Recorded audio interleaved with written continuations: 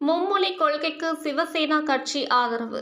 தஞ்சாவூர் மாவட்டம் கும்பகோணம் தமிழகத்தில் தேசிய கல்விக் கொள்கையை அமல்படுத்த மத்திய அரசு வலியுறுத்தி வருகிறது. ஆனால் தமிழக அரசு அதற்கு கடும் எதிர்ப்பு தெரிவித்துள்ளது.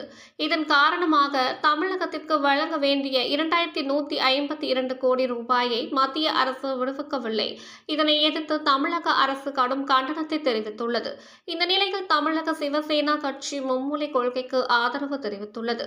சிவசேனா கட்சியின் மாநில துணைத் தலைவர் பூக்கடை எஸ். ஆனந்த் செய்தியாளர்களிடம் கூறியதாவது: மும்மொழி கொள்கைக்கு சிவசேனா ஆதரவு தெரிகிறது.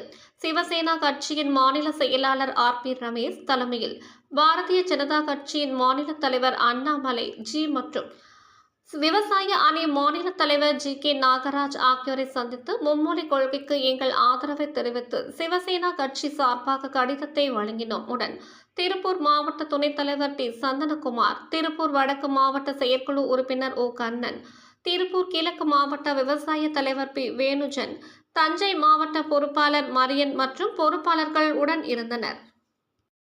செயலாளர் RP ரமேஷ் அவர்கள் ஆணைக்கிணங்க இன்று பாரதிய ஜனதா கட்சிக்கு ஆதரவு தெரிவிப்போம் என்பதை கலந்து ஆலோசித்து தெரிவித்துக் கொண்டு மாநில தலைவர் SM மணிபாரதி அவர்களின் ஆணை கடிதத்தை பிஜேபியின் விவசாய அணி மாநில தலைவர் GK நாகராஜ் அவர்களிடம் RP ரமேஷ் அவர்கள் வழங்கினார். அதைத் தொடர்ந்து அதே சமயம் பிஜேபியின் மாநில தலைவர் அண்ணாமலைஜியிடமும் சிவசேனா கட்சியின் செயலாளர் RP ரமேஷ் அவர்கள் வழங்கினார்.